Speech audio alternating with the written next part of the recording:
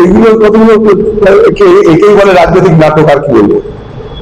কারণ তুমি একদিকে যদি বলো যে যেটা হয়েছে ওটা ঠিক না, তাই তা করবো না, তাহলে তোমার যারা এমএলএ তাদেরকে বলে দেওয়া কি কথা, তারাও তো এইভাবে নির্বাচিত হয়েছে, তাদের ক্ষেত্রে এটাই খাটে যে আমরা কেউ মানছি না। বা যারা জিতেছে, যারা হেরেছে তারা সবাই বলুক আমরা কেউ মানছি না, বা যারা জিতেছে তারা বলুক যেহেতু পার্টি কেউ মানছে না আমরাও মানছি না, দরকার করে দিক দরকার হলে।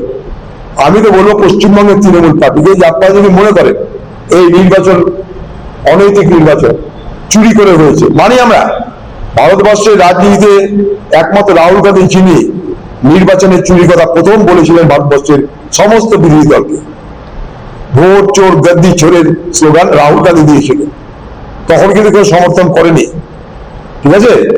এখন হারার পর আপনার মনে হয়েছে যে এটা ঠিক হয়নি, চুরি হয়েছে। যদি চুরি হয়ে থাকে আপনাদের প্রত্যেকটা এমএলএ কে বলুন যে আমরা যারা জিতেছি তারাও মনে করি চুরি হয়েছে, তাই আমরাও মানছি না।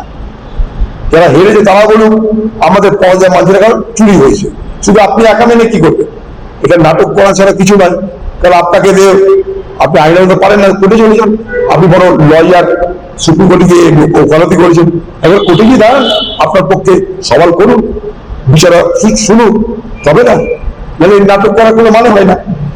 পশ্চিমবঙ্গে তো একটা ঘরানা আছে, একটা সংস্কৃতি ঐতিহ্য আছে, সেখানে আমি হেরেছি কিন্তু আমি ছাড়বো না, এটা তো পাগলের প্রলাপ ছাড়া কিছু মনে করি না।